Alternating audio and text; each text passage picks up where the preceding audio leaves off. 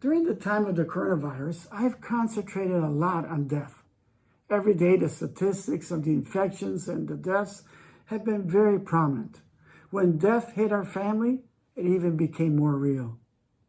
Yesterday, one of the couples of our church, Vita, Nella, Grazia, announced that they're expecting a baby. This news made me realize that during this time, many children have been born and conceived, and I should have remembered that. But during this time, as always, no one dies or is born apart from the will of God.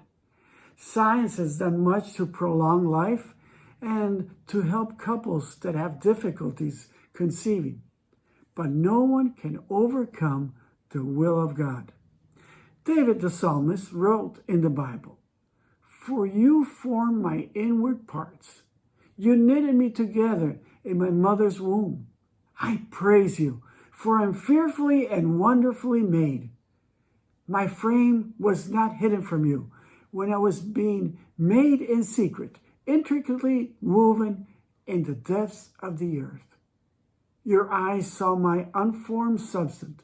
In your book were written, every one of them, the days that were formed for me, when as yet there was none of them." There are some wonderful truths in these verses. No child is born apart from the will of God. Every birth is a divine miracle. The length of life for every human being is established by God.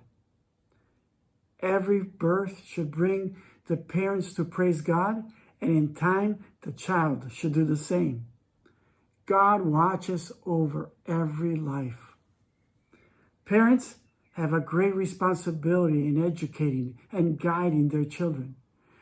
They will reflect their moral, spiritual, and behavioral choices. Children resemble their parents both in the good and the bad traits. This world is not getting better.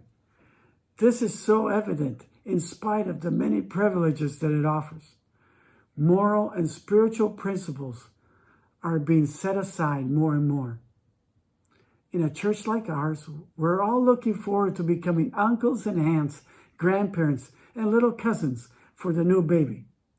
But we also must offer a place totally different from the world. We must be a place where it's evident we love God and each other, even though we're not perfect. The coronavirus has confronted all of us with the reality of death, but let's not lose sight of the beauty of life. Let's not forget that real life is knowing God and His Son, Jesus Christ, placing our faith in Him, and living a life with an eternal perspective.